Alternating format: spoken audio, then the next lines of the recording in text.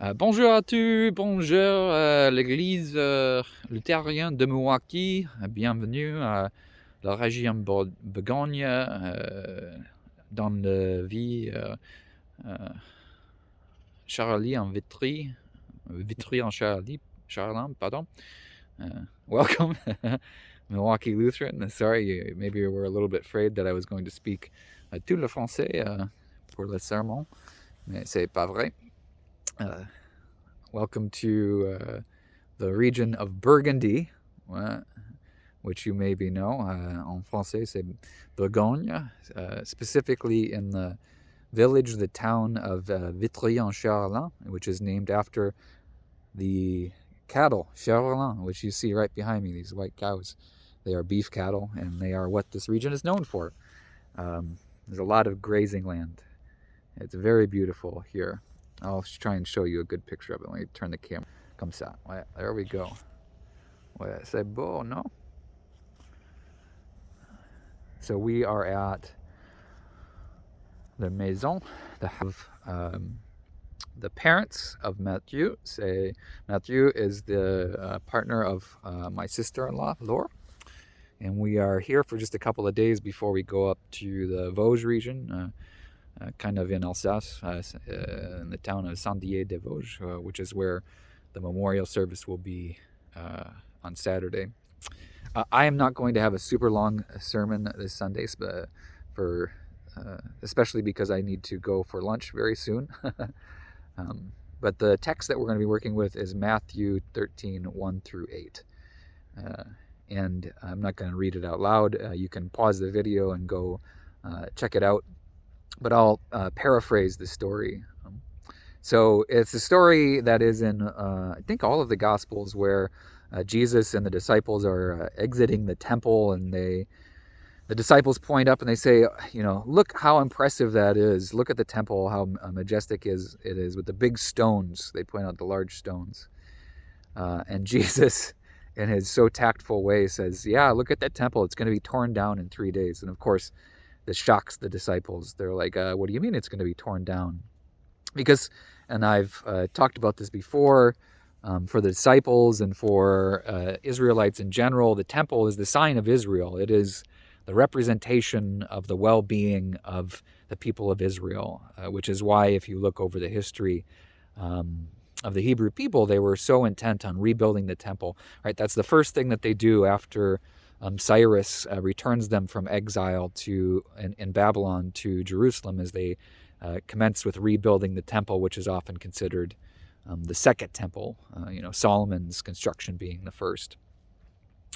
So they see the temple as the sign of that things are going well.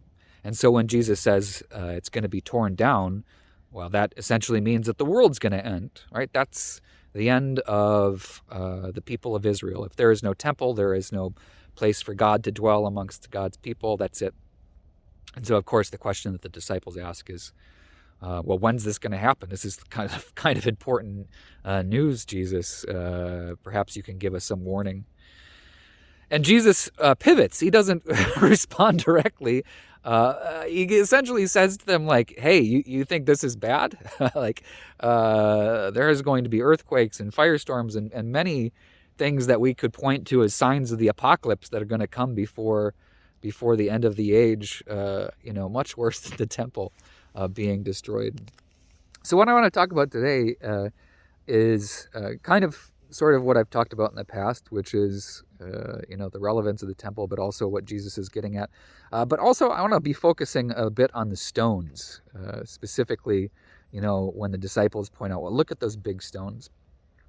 So Elen and Elen flew in last Thursday, or I don't know, the time's melding together, 2 Thursdays ago, and I flew in a week later, and we went to the south of France, to Comps, which is where her parents' house is, and we were there kind of cleaning and trying to get the house organized.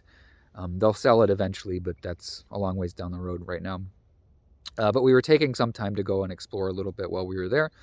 So we went and saw some Roman ruins, which are all over the place in southern France. We saw some Roman ruins.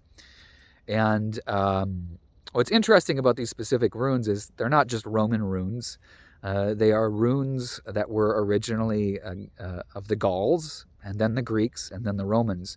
So in about 15 BCE, the Greeks came into the area, and they found this valley where the Gauls had settled. They had created some houses, kind of a little village, at the entrance to this valley, which was convenient because there was also a spring there, which, a source of water is very important, especially in the south of France, where it's kind of desert area. So the Greeks came in and they built, like Greeks do, some grand buildings with big stones. And of course, kind of one of the not idiosyncrasies, but kind of one of the trademarks of Greek construction is pierre sèche, stones without mortar. And so they had to be very specific in how they built these, used these stones. They had to cut them very precisely so that they would fit together, so that when you built these big buildings, they didn't collapse. And then finally, later, in like the 1st century CE, the Romans come through and they take over from the Greeks, and they tear down all the Greek buildings and they rebuild in the Roman style, which is to use small stones overlapping, and then you plaster them together with mortar, and then you create a facade over it, which is very interesting because when you see the ruins, you can point out which parts are Greek, which parts are Roman. Okay, so the reason that I bring this up is also it bears relevance to the history of the temple in Jerusalem.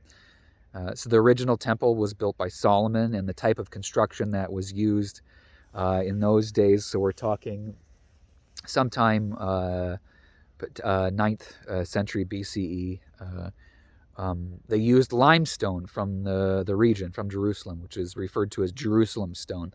And it was similar to how the Greeks later built, but they used much smaller stones, and so it was a lot of kind of precise fitting together to make walls, etc.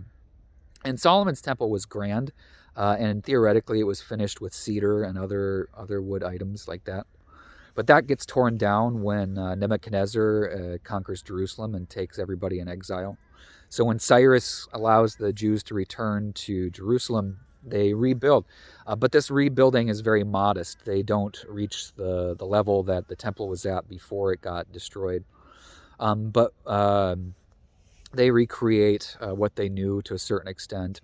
And then several empires come through, and finally the Romans come in. But this is Rome in the 1st century BCE, when the type of construction was nominally Hellenistic, Greek. So finally Herod, right, not Herod that has to do with the babies and Jesus, but the Herod before, Herod the Great, he commences construction of the nominally 2nd temple / 3rd temple. And he uses Hellenistic methods, and his intent is that this is going to be greater than the 2nd temple, and maybe as great, or if not greater, than the 1st. And so they use Greek methods, big stones fitted together. And if you go and see the old city of Jerusalem, you can see some of these original stones. And you can also see the original construction of the temple, which would be the Western Wall, where you can see the smaller stones that are fitted together. So the disciples exit the temple, and this temple was started construction in 26 BCE. It isn't finished until 40 years later. So this would have been, let me do the math. It started in 20 BCE. It's finished 46 years later. So it's finished just before Jesus and the disciples arrived, maybe 10 years before, right? So 26 CE. And of course, we point to the time of the Gospels around 33, 34 CE. Or 30 CE, something. Anyways, the numbers match up. Trust me. So the disciples come in, and this is a very recent construction, and the disciples are pointing at the Herodian construction, and they're saying, look at how awesome this is, with these big stones done in the Hellenistic style, fitted together very precisely. How cool is this, Jesus? And what they're saying also is they're saying, how great are we now? The ironic part is that, again, this construction is done in the Hellenistic style with money from Rome. I mean, that's how Herod is successful. That's how he thrives. And that's why the people that follow Herod are named Herodians, right? They, after his name. But they are known because they cooperate fully with the Romans. And the idea behind their philosophy is, well, wherever the money comes from, if it contributes to the well-being of the people of Israel, that's what we got to do. This is a very controversial stance, right? Because both the Pharisees and the Sadducees disagree with the Herodians. They're like, no, we cannot work at all with Rome. That's stupid. And yet there's kind of this both end where people are celebrating the construction of the temple, aka the disciples, which would be nominally, Pharisees. But at the same time, it's done with Roman money in the Greek style. So it's really kind of a contradiction in a lot of ways. So the disciples point at this, they say, how great is this? But what they're really saying is, how great is this thing that, used to be a symbol of our greatness, but it's actually built with foreign money in a completely different style than it was originally built, with a white stone facade in the Roman style. And so Jesus points to that and says, well, it's going to be destroyed.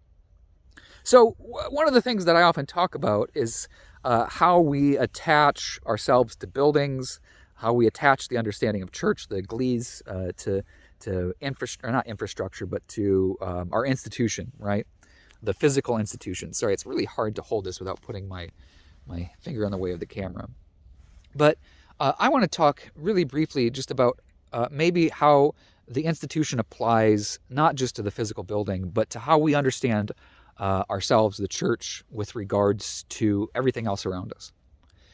So what's going on here is that in many ways the temple, aka the community of the faithful, the community of the people of Israel, have essentially said, mainly the Herodians have said, whatever it takes, we'll ally with the Romans, we'll take Roman money, we'll build in the Greek style, but the temple gets built. And at the end of the day, glory to God, praise the Lord that this is happening.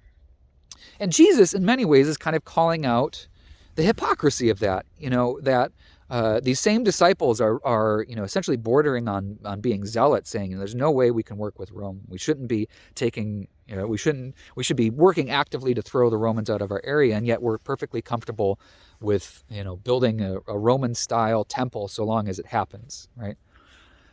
The corollary, or the analog, I think, for us in the modern world is how often we see the church being complicit in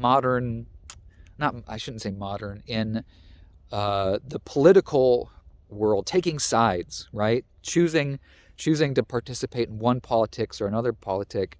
And I don't want this just to be about politics, but we essentially say, well, whatever we need to do, right? However we turn the church into a business, so long as the church continues to exist. And which in a very real way for me is like making a deal with the devil, right? Like whatever we need to do, we'll take money from wherever, we'll essentially turn our church into a business as long as it keeps the doors open and the lights on. And this is specifically what Jesus is calling out.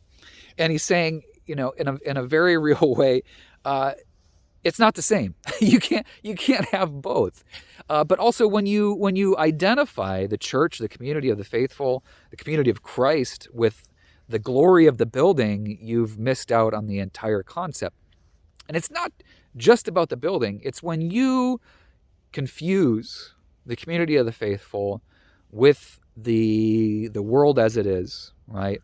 Which happens. When you turn your church into a business, you lose what it means to be a church. When you do that, you risk losing everything, because someday that institution is going to fall. Someday the politics are going to change. The government's going to change. Someday that building is going to crumble. It's inevitable. Someday there's going to be something we might point to as apocalyptic. And if you've attached your community, your understanding of the community of the faithful to that thing, well, guess what happens to your kingdom, your community of faith? It goes the same way. So what Jesus is calling out and what he's pointing out is that he's advocating that what we need to do is detach our thinking from those things, right? He's reminding the disciples that even this temple, this glorious temple, no matter who built it, no matter who funded it, it's just a thing, right? And it's a thing, a contemporary thing, which is fine, nothing wrong with the contemporary things, but it is not and should not be confused with the kingdom of God or the community of the faithful, the community of Christ, right? So from a communal perspective, the takeaway for me is we need to dissociate in very many ways what we are called to do as disciples of Jesus and what we feel pressured to do in order to, again, keep our doors open. I see so many forms of Christianity now which have essentially become businesses, Christian businesses. They're businesses with the Christian label slapped on, and the temptation to do so is great. I always joke that if we wanted to double the capacity or double the attendance of our church and increase our giving, all I need to do is change the theology that we preach. All we need to do is focus. We need to put giving kiosks in the sanctuary. I need to preach every other Sunday about how important it is that you tithe to the church. And I need to stop preaching how we need to support poor people. It's that easy, all right? It's a simple formula. But if we do that, I think we stop being church. On a personal level, I think there's a corollary as well, too. I think there's a connection, which is that we need to be careful when we understand our familial, our personal spirituality. So often it's tempting to connect it in many ways to our relative success is maybe not the right word, but essentially to our societal standing, right? So often we point at people who are successful or are wealthy or are well-known, and this is true within Christian circles as well, too. I mean, you look at these pastors in big churches, like they're celebrities, right? Which is why, and this is ironic today, oftentimes they record their sermon and they broadcast it over 8 different churches. I'm just broadcasting it to one this Sunday, so maybe I can get away with it. But it's really tempting even for us, for those of us who aren't clergy, to think that being a person of faith, being a Christian, means being successful in the world and being well respected, when so often, again, this is what Jesus points at so many times, that a lot of the times it means sacrificing our celebrity. It means sacrificing perhaps our good standing, because when you side with those that Jesus sides with, the poor, the outcast, the ignored, the underfed, the disenfranchised, your reputation goes down the same hole. And so in a very real way, this text calls us to practice solidarity and to understand that our personal faith, our personal spirituality is not in any way, shape, or form connected to our societal standing, right? To our celebrity. It's purely connected to the way that God sees us, which is as beloved children. All right, I think it's lunchtime. Hello, goodbye, au revoir, bonne journée. It's good to be seen by you all. Hopefully you all have a blessed Sunday, and I will see you again in a week. I'll be back in town the end of this week, and I look forward to seeing you on the 21st. Au revoir.